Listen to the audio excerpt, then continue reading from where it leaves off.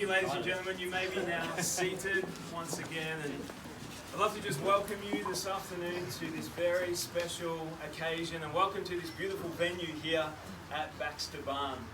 My name is Jacob Cunningham. I'm a wedding celebrant, and it's a real privilege to be with you all this afternoon and being here today. Now, organising a wedding through the middle of a pandemic has been anything but smooth sailing. Of course, we should have been together on the 23rd of October last year, but we're here today. So they would love to just thank you for all of your love and support through the planning process. Before we begin, we're also going to say a massive big hello to a family member, Jono's Nana, all the way from Adelaide. And she's on the iPad right there, so we're going to say hello to Nana. Nana. Great you to be with us, Nana, all the way from Adelaide. Now let me introduce our incredible bridal party this afternoon. Would you put your hands together and thank our flower girl Pippa and Paige Boy Jackson.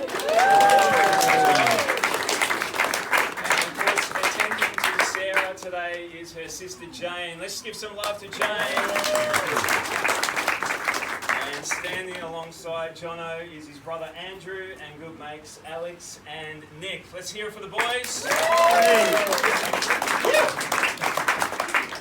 Well, to begin with today, ladies and gentlemen, I'd like to tell you some of the story as to how Jono and Sarah come to be standing before you.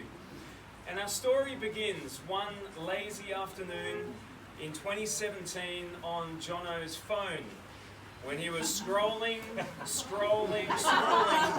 and suddenly he knew that he had to swipe right. Now little did Jono know at the time that one small swipe of his thumb would trigger one giant leap for this love story. So after a phone call to make sure that Sarah, and I quote, wasn't a psycho, they made plans to meet up on a nice summer's day at Seaford Beach. Now Sarah's initial reaction on meeting Jono was, and I quote, he was a nice looking guy, a little bit scrawny in his baggy singlet and shorts. But Sarah thought the first date went well, but was concerned that she may have been friend-zoned straight away because of how well and how easy they got along together. Now next weekend they caught up again, and this time it was out Sarah's way for a movie and a burger. And afterwards, Jono would end the night a little awkwardly and give Sarah a first-hand look at his inability to find things, even when they're in the most obvious place, like directly in front of him, as Jono somehow managed to get lost in the Knox Shopping Centre car park. Little did Sarah know that this behaviour would reproduce itself many, many times throughout their relationship. But from there, most weekends involved their e-tags beeping away as they travelled up and down Eastlink from Croydon to Seaford, Seaford to Croydon. And after many camping expeditions, one exploring the Mornington Peninsula, in April of 2018, they had a significant trip to Adelaide for Jono's cousin's engagement. And it was on this trip that both Sarah and Jono recognised that they were falling in love. And Sarah remembers, very much Sarah remembers the way Jono introduced her to his extended family and how easygoing and how natural that was for her. And it was here, ladies and gentlemen, in Adelaide, that they first uttered those three magic words to each other, I love you. Now, towards the end of 2018, things definitely accelerated forward. There was an overseas trip to England and to Scotland, and then in December, Sarah packed up her house and moved to Seaford, officially becoming a Bayside girl. And in August of 2019, they brought their current house together before once again heading overseas in September to Paris and to London. And it was on this trip that Sarah thought that Jono may pop the question. So the first stop, Paris, the city of love. So picture this, whilst gazing romantically and lovingly up at the Eiffel Tower, Sarah and Jono saw some people being proposed to.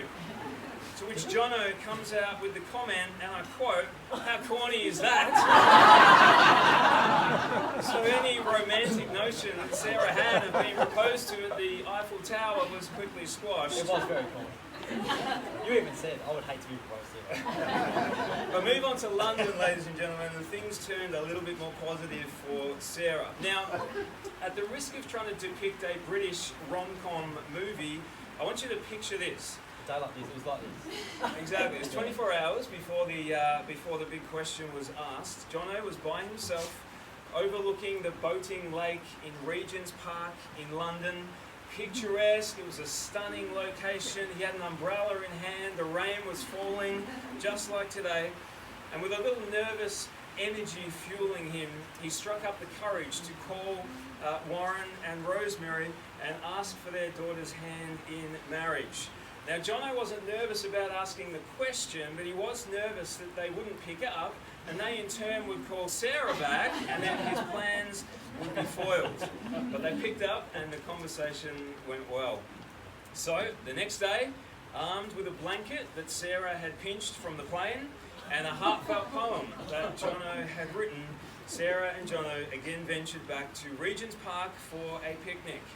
Now, after they finished eating, Sarah knew something was up because Jono was getting twitchy. They kept checking that no one else was walking past. I don't want it to be corny. That's right. So when the coast was clear, he got down on one knee, he poured out his heart, to which Sarah laughed and then said, yes, about 100 times, yes, yes, yes. Now I asked Sarah and Jono to just share a few things that they love about each other, and this is what they wrote. Sarah loves Jono's encouraging and supportive nature. She loves his kind heart, his passion and determination.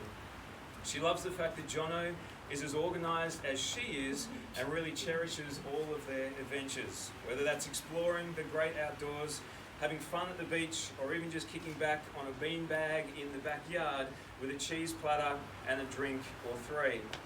Sarah also loves the fact that whilst the kitchen is her domain, when it comes to ironing, no shirt is too difficult for Jono, the iron master.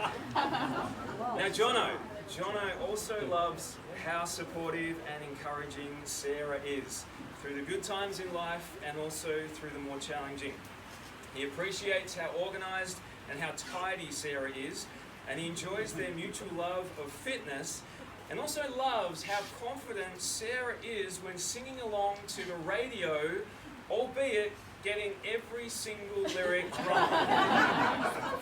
And Jono really loves how good Sarah is at cooking and baking in the kitchen, except when asked what he feels like for dinner on Friday night, and it's only Monday. So here we find ourselves today celebrating with Sarah and Jono, celebrating the love that they have for each other. The love they share is a love that is full, a love that is patient, a love that is honouring, a love that is gentle. It's a love that extends far beyond just a wedding day, but binds them together for a lifetime. So Sarah, Jono, right now, just take a look at all your family and your friends here today who have come to specifically celebrate your love story. For we all know in this room that your marriage is by far going to be the most exciting adventure you'll ever embark on. And guys, today, day one begins. So, who wants to get married? Let's come forward. I think that's how you wear it. Well, may the love for you guys be unending like the circle of these rings. Now, Jonathan and Sarah have consented to live together in the covenant of marriage by the pledging of their faithfulness to each other, as witnessed here today by you, the family and friends here today, and is acknowledged by the exchanging of these rings. It now gives me extreme pleasure to declare that they are now husband and wife.